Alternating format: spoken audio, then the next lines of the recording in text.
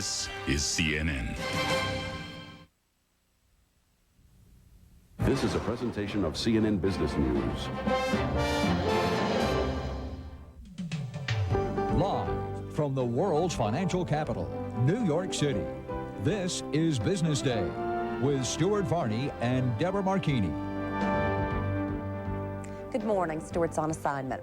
This isn't just any Labor Day. The working person's holiday is 100 years old today. Financial markets and government offices will honor the occasion by closing. But organized labor will not be staging its traditional New York City parade. Labor leaders say the working folks could use the long weekend. President Clinton will go back to work for a little while today. He'll visit the Bath Iron Works in Bath, Maine, to remind American bosses and workers to pull together for the common good. CNN plans live coverage of his speech starting at 11:30 Eastern Time. Well, some discouraging news this Labor Day. The wages of men with bachelor's degrees have deteriorated, though women, who tend to earn less than men anyway, are still being helped by higher education. The report by a Washington research group called the Economic Policy Institute shows the bachelor's degree is no longer the ticket to prosperity in America. It says wages are down 3% since 1989. Wall Street and Washington were put on notice Friday that the pace of job creation may be slowing. The economy pumped out 179,000 new non-farm jobs last month. That's about half the rate of job growth in previous months. The unemployment rate held steady in August at 6.1%. Bond prices initially surged a full point on that news, then retreated to close down half a point. Today, the U.S. credit markets will be closed for the Labor Day holiday, and bond trading resumes on Tuesday.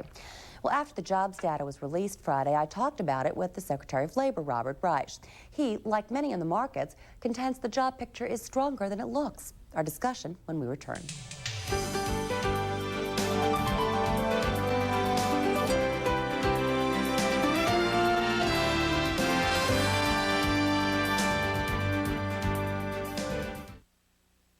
Business Day is brought to you by Ream Scroll Compressors. Another reason, if it works like a dream, it works like Ream. Ream is ready to launch a new era in furnaces. Begin countdown. 5. 5 years in planning. 4. 4 years in development. 3. 3 years in lab testing. 2. 2 years in field testing. 1. Now there's only one choice in high-efficiency furnaces. Quiet, tough, reliable. The new Ream 90 Plus furnace. It's taking high efficiency to new heights. All systems are go. How'd you like to buy a car with some serious attitude? Don't need to. This new Achieva Sport Coupe is very reasonable. No, really. And with a hot V6 engine and 4-wheel anti-lock brakes, it's got all the attitude you need, and then some. Yeah, especially when you can afford it. It's your money.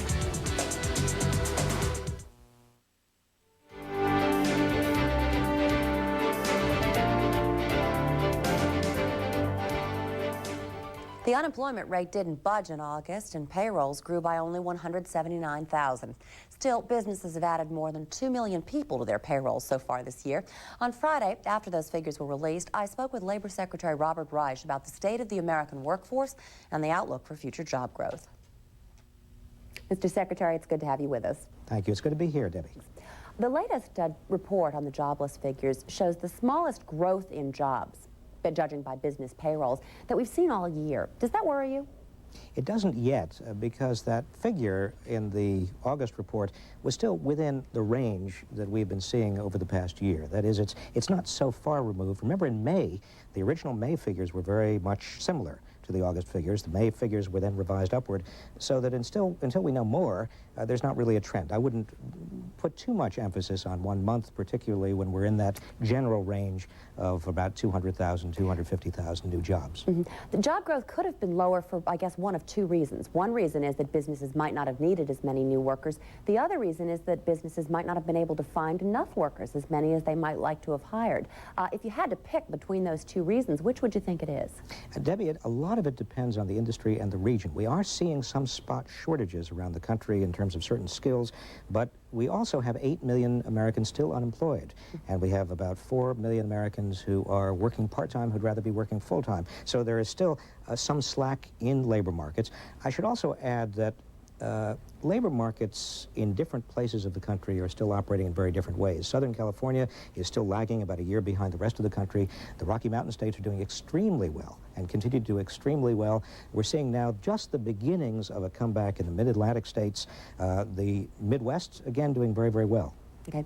In the latest report, there are certainly some signs that, in fact, demand for workers is a little bit tight. I'm referring to the fact that the work week was up by 1/10 of an hour. Overtime was up by the biggest increase, I believe, since 1956. And hourly wages were up by 2 cents, and that follows an increase the preceding month. Well, the hourly wage increase doesn't really suggest very much of a kind of constraint, because that's a very small increase compared to the kind of increases we used to have. But you are absolutely right that there has been a tremendous increase in overtime, and that overtime does suggest that we're either going to get more hiring in the future or we're going to get some more wage increases in the future. Which is it going to be, do you think? More hiring, more wage increases, or both? It may be both. It's very difficult to tell right now. What we know now is that we are seeing a continuation of a jobs expansion over the last year. Americans, Labor Day, are much better off than they were Labor Day last year, to the tune of almost 3 million new jobs. And over the past 2 Labor Days, they are much, much better off. They've seen increases in real growth, increases in personal incomes, and, of course, increases in the numbers of jobs added to the economy. Those wage increases, though, that may or may not be forthcoming, worry people because they can be inflationary.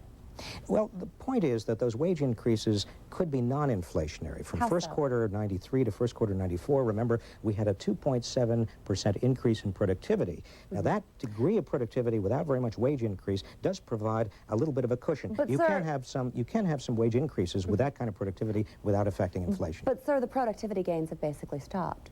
Well, but you still have in the bank, as it were, that productivity, very sharp productivity growth from the first quarter 93 to first quarter 94.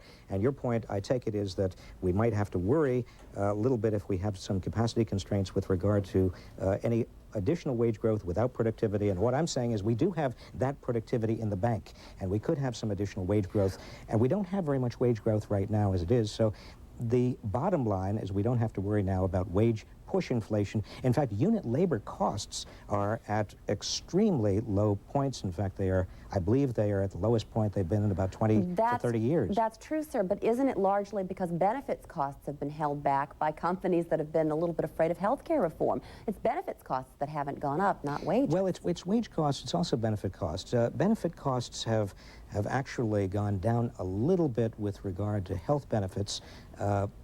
And also pension benefits, not so much because companies were uncertain about what was going to happen with regard to health care. This is a long-term trend, Debbie. We have seen over the past 15 years, Americans, college-educated American workers have not seen very much of a decline in health benefits. From about 78% to about 76% are covered by employers with regard to health care. But workers who only have high school degrees or less have seen a very substantial decrease over the past 15 years in both health care benefits and also in pension benefits. And that is one of the reasons why the President and so many people in the country are so concerned about ensuring that they do have health care. Mr. Secretary, I'd like to ask you another question that bears on the possibility of labor shortages and dire wages in the future, and that has to do with participation rates in the labor force. They seem to be falling. Fewer people who could work seem to want to. Well, that, again, is a little bit a matter of interpretation. We have and this has to do with the discouraged worker number. We find that this month, for example, we have about 400,000 workers who are registered as officially discouraged. That is, that they say, according to the household survey, that they would be available for work, but they have not been looking for work. On the other hand, if you ask the question a slightly different way, and the new household survey asks the question in a variety of different ways, you find that number of workers who say that they're available but are not currently looking turns out to be more than 1 million. The crux of the matter really here is, sir, Are businesses getting to the point where it's not as easy or cheap to hire as many workers as they'd like to because we are fairly late into an economic recovery? The economy's been growing for a while. The economy has been growing. The fact that American businesses are doing so much overtime suggests to me that there is going to be a continuation of the hiring. In fact, what we see in every recovery, the pattern is you first have overtime and then you have more hiring. And then you go a little bit of another blip and you have more overtime and you have more hiring. It tends to go in those kinds of waves, and that's exactly what we're seeing now. I guess I'm a little bit confused because what you've said is that wages may go up, but it won't be inflationary. I believe that wages could go up without it being inflationary, given that we have that much productivity in the bank, but we are also likely to see a continuation of job growth, given that we have so much overtime right now and given that the economy is very healthy. There is not very much inflation. In fact, there's no wage push inflation as far as we can see. You know, a lot of people, Debbie, say to me, but aren't you worried about this, or aren't you worried about that, or aren't you worried about too much growth, or aren't you worried about too little growth? And every month it's your job to worry. You're in government. And every month I say, look, you can worry all you want. The glass is never completely full, but the glass is 3/4 full. I haven't seen anytime looking at economic data, look at inflation and jobs, economic growth and productivity, all of them together, they spell a remarkably robust economy that is not overheating, an economy that continues to generate a good job growth. I'd like to talk a little bit more about that and about interest rates when Business Day returns. Our special Labor Day conversation with Labor Secretary Robert Reich will continue. Stay with us.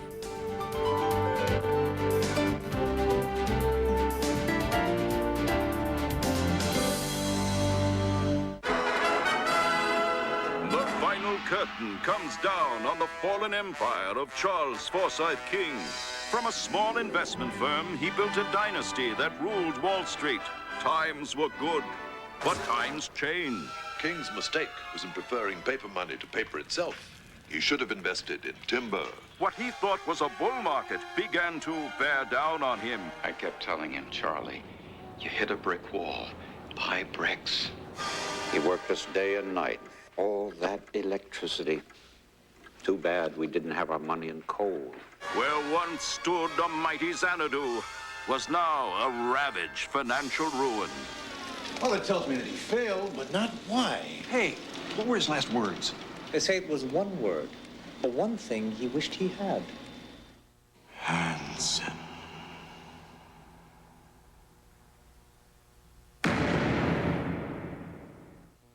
When young policyholders come to me, I look at them and think, boy, that was me 15 years ago.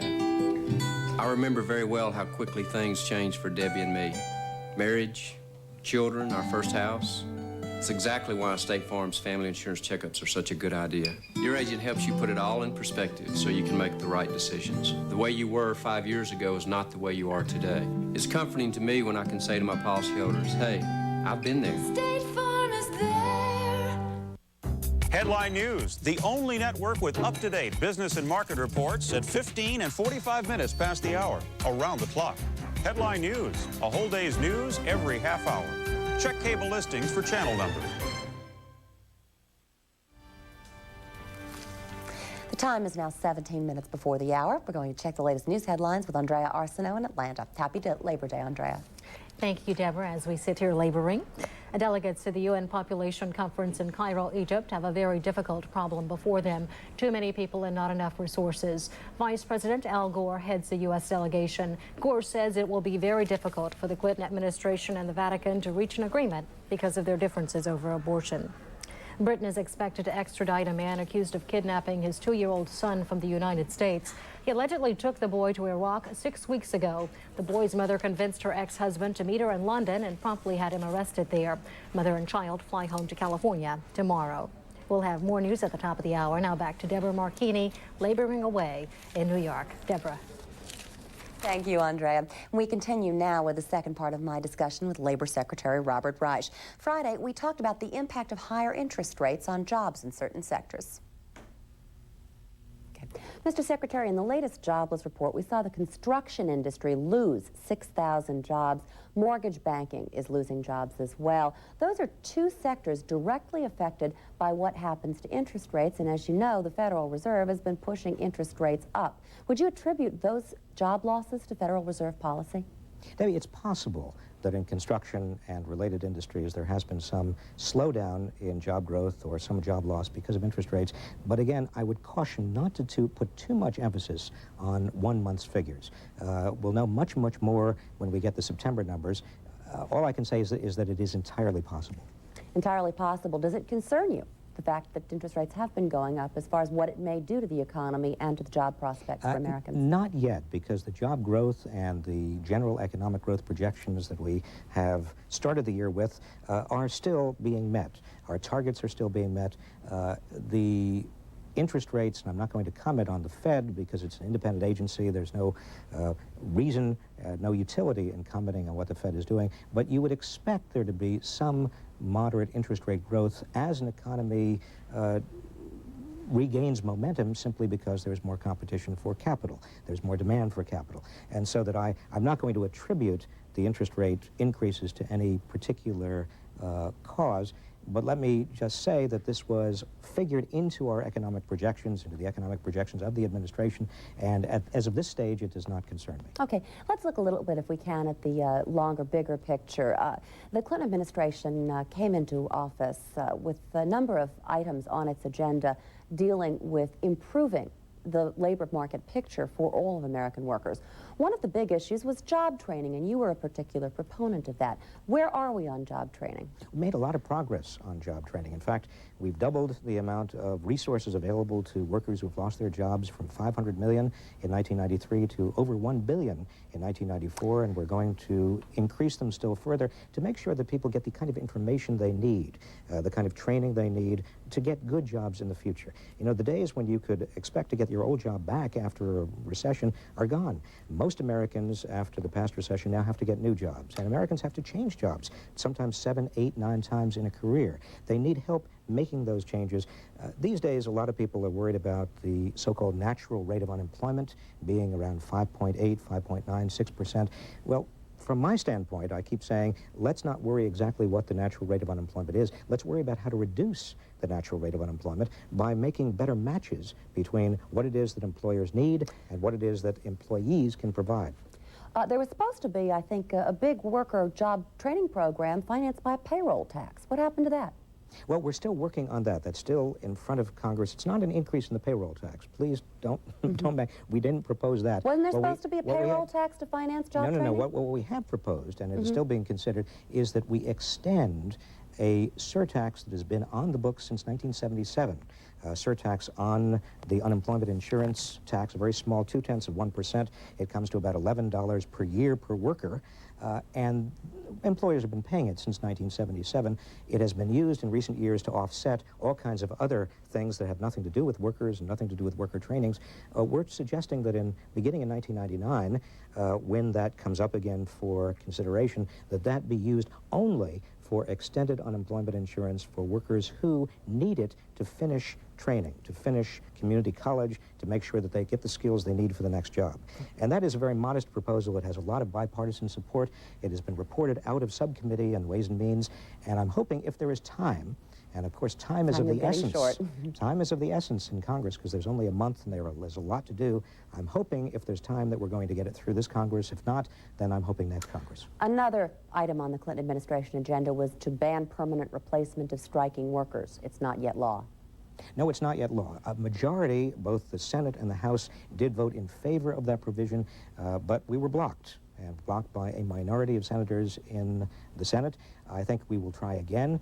It is very important, and I'll tell you why it's important. Worker management relations are at a turning point right now, and it's appropriate that we're talking about this in the Labor Day environment, because unlike 20 or 30 years ago, where the contest was over a fixed sum of money, a fixed sum of resources, either the workers got some of the profits or the managers or the investors got the profits, these days, it's either a win-win relationship in which both workers and managers and investors are all gaining because they're working so collaboratively and well together, and workers are innovating and they're coming up with new ideas, or to the contrary, it's a lose-lose relationship in which the workplace is characterized by litigation, by demoralization, by workers who are simply distrustful of employers, and employers who are distrustful of workers.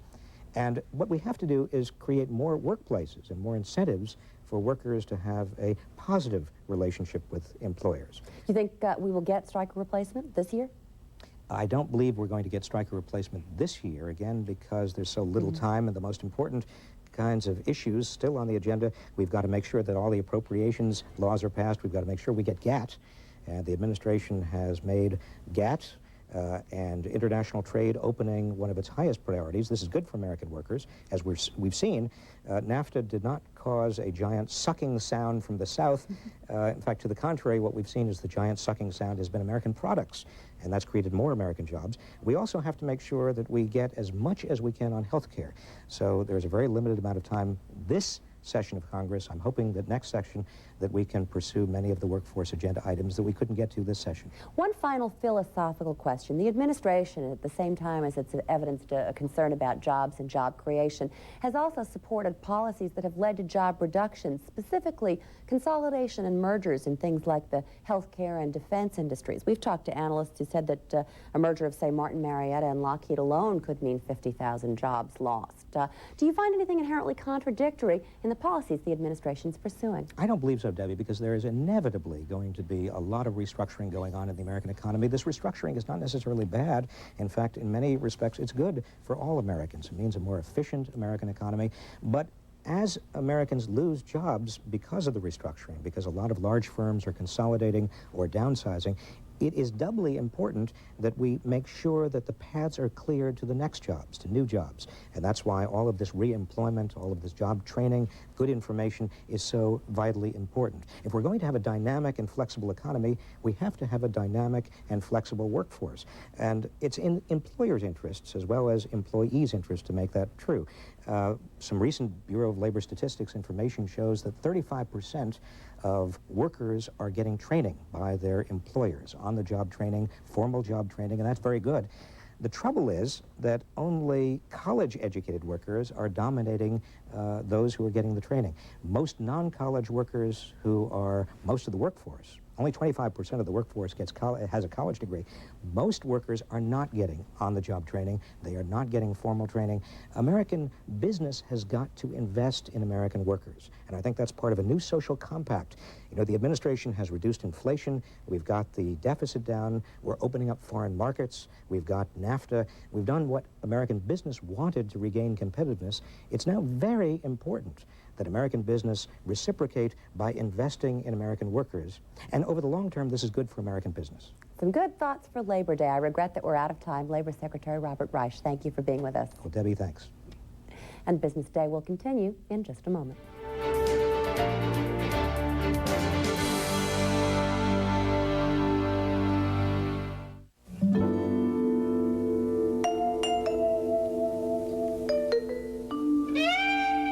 Retirement years should be secure years. That's why Merrill Lynch has a gerontologist to help us understand the social, emotional, and financial needs these years bring. That extra insight can make a difference between seeking security and finding it. The difference is Merrill Lynch.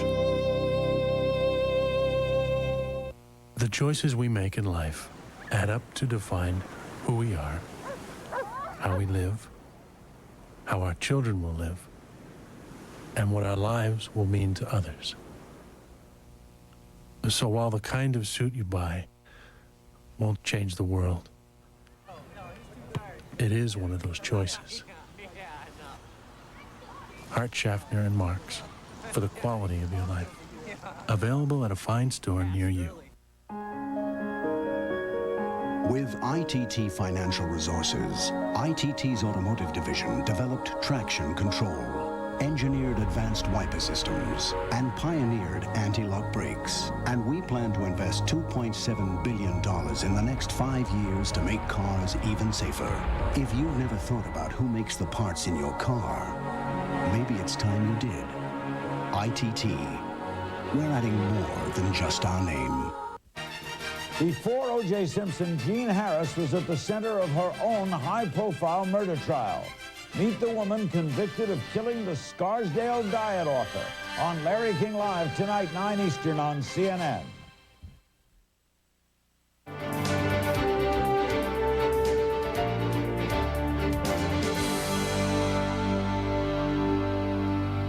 least some of those who had to work on Labor Day got a little bonus, you might say a token gift. Hundreds of toll collectors on U.S. highways have received shipments of Toll House cookies, courtesy of Nestle, maker of chocolate morsels.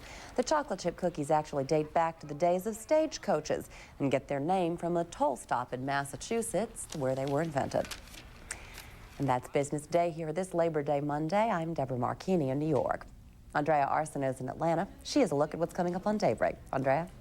Thanks, Deborah. Coming up on Daybreak, the simmering feud between the U.S. and North Korea over its nuclear program. Can it be defused? We'll speak with an arms control expert. The vice president of the U.S. joins a conference on world population as the battle opens over sex, abortion, and gender equality. And 90 miles to a new beginning. We'll have a live report on the Cuban refugee crises. And that and the latest sports, weather, and business right after the Business Travelers Advisory.